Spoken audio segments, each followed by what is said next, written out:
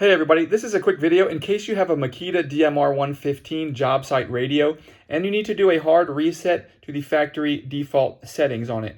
Now you might want to do this for one of two reasons. The first reason is troubleshooting. If this radio is not connecting to your Bluetooth device or not pairing with your device or not syncing, or if you're having any issues with the sound, any connectivity or functionality issues can very often be fixed with a hard reset.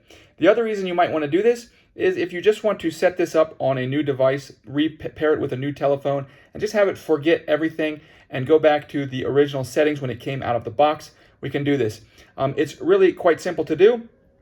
All we need to do is with it turned on, we're going to come in and we're going to hit the advanced button.